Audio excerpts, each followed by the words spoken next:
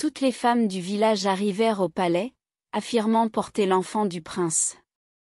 Il était une fois, dans un village africain mystique, un grand roi nommé At. Il régnait sur son royaume avec sagesse et grâce, et son peuple l'adorait.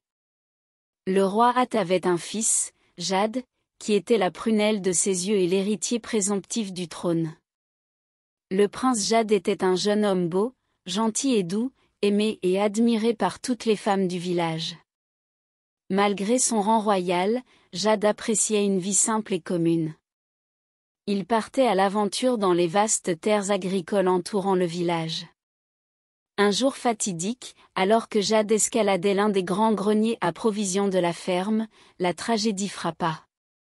Il manqua accidentellement une marche, tomba de toute sa hauteur et se brisa le cou. Le prince gisait inconscient, sa vie ne tenant qu'à un fil. La nouvelle de l'accident du prince se répandit comme une traînée de poudre dans tout le village, et la communauté entière fut plongée dans le désespoir. Le roi At, empli d'inquiétude et de désespoir, convoqua tous les guérisseurs puissants du pays pour sauver son bien-aimé. Mais malgré leurs efforts, le prince restait dans un profond coma, insensible à tout traitement. Le cœur du roi était rongé par la peur. Jad était son seul fils, et l'avenir de leur royaume sans héritier. Le trône pourrait passer à un autre, et le roi At ne pouvait le permettre. Il implora les dieux, les suppliant d'intervenir et de guérir son fils. Les villageois se joignirent à ses prières et firent des sacrifices, espérant un miracle. Après cette longue journée, un grand voyant arriva au palais avec une lueur d'espoir. Il annonça que les dieux lui avaient révélé qu'une jeune femme du village était enceinte de l'enfant du prince Jad. Le voyant ajouta cependant que les dieux n'avaient pas révélé l'identité de cette femme. Le cœur du roi At se gonfla de joie à l'idée d'un petit enfant à naître qui pourrait hériter de son trône. Si quelque chose arrivait à son fils, il savait qu'il devait trouver cette femme au plus vite pour assurer l'avenir de son royaume.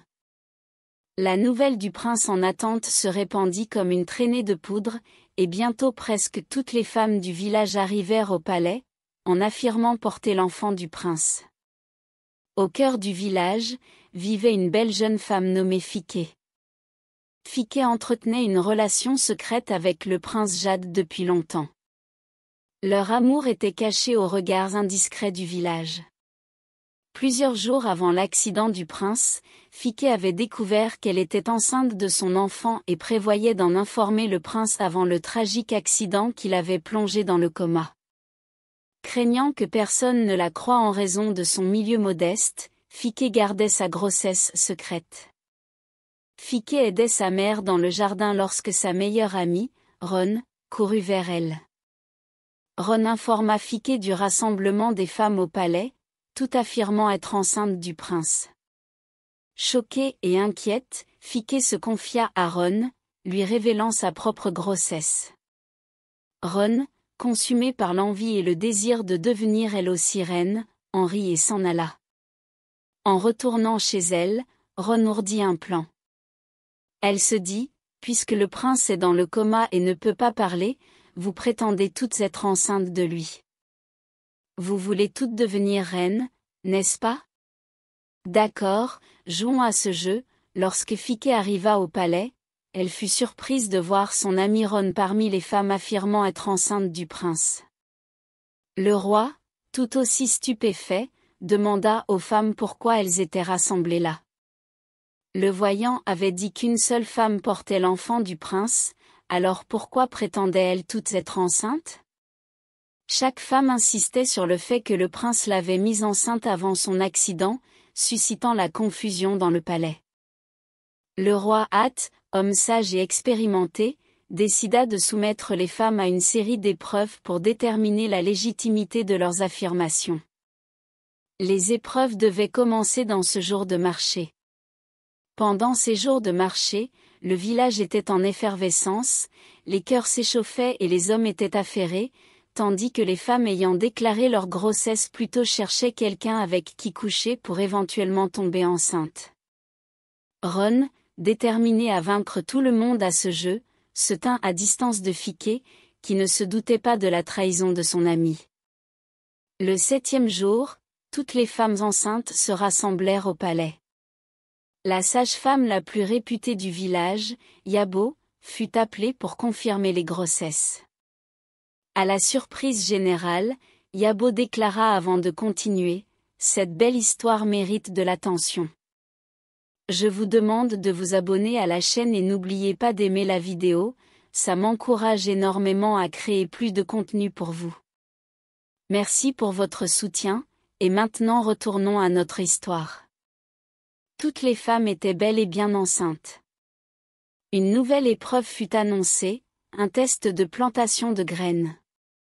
Il fut demandé à chaque femme de planter une graine spéciale dans le jardin du prince Jade, symbolisant la vie qui grandissait en elle.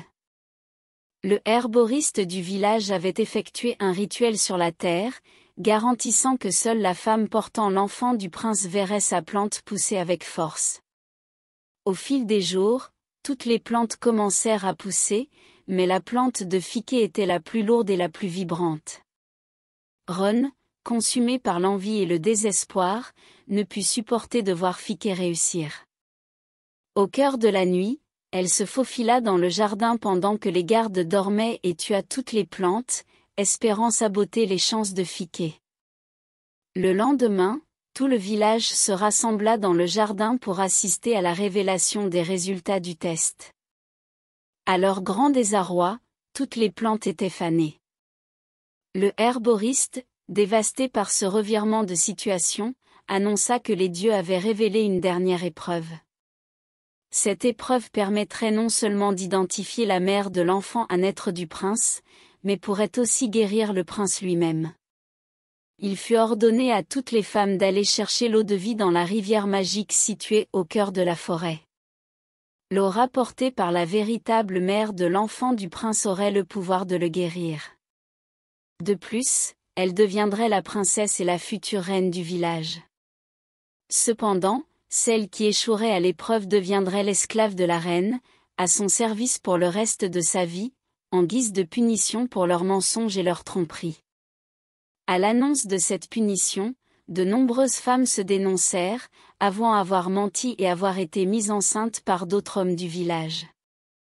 Elles furent pardonnées, mais vécurent le reste de leur vie dans la honte.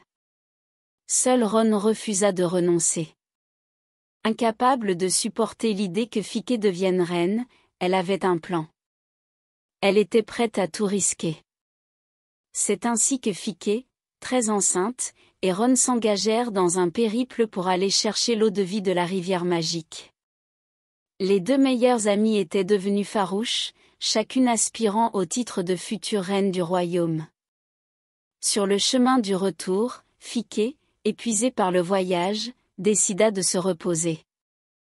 Ron saisit cette occasion et échangea le pot d'eau qu'elle avait pris avec celui de Fiké, croyant que, puisqu'elle était réellement enceinte de l'enfant du prince, son eau avait le pouvoir de guérir le prince. Ron était certaine qu'elle réussirait l'épreuve, après avoir échangé les eaux, et que Fiké deviendrait son esclave. Lorsqu'elles arrivèrent au palais, tout le village attendait leur retour, l'espoir suspendu à leurs lèvres. Ron, rempli d'une fausse confiance, entra la première et présenta son eau au prince. À son grand désarroi, rien ne se passa.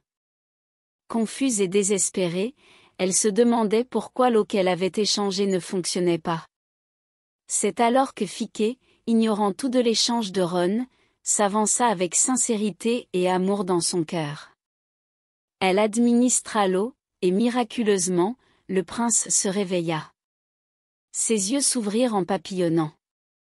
Il ne s'agissait pas de l'eau, mais de la personne qui l'administrait. Le lien authentique de Fiké avec le prince l'avait ramené du seuil de la mort. Tout le village éclata de joie et de célébration. La pauvre jeune fille, qui ne s'était jamais crue digne du prince, fut couronnée princesse et future reine. Quelques mois plus tard, elle donna naissance à un garçon en pleine santé, le jeune prince qui hériterait un jour du trône. Fiké et le prince se marièrent et vécurent heureux pour toujours, régnant sur le royaume avec amour et compassion.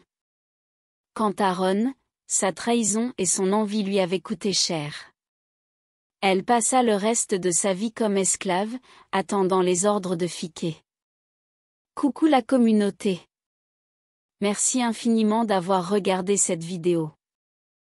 Vos likes, commentaires et partages sont une énorme source de motivation pour moi.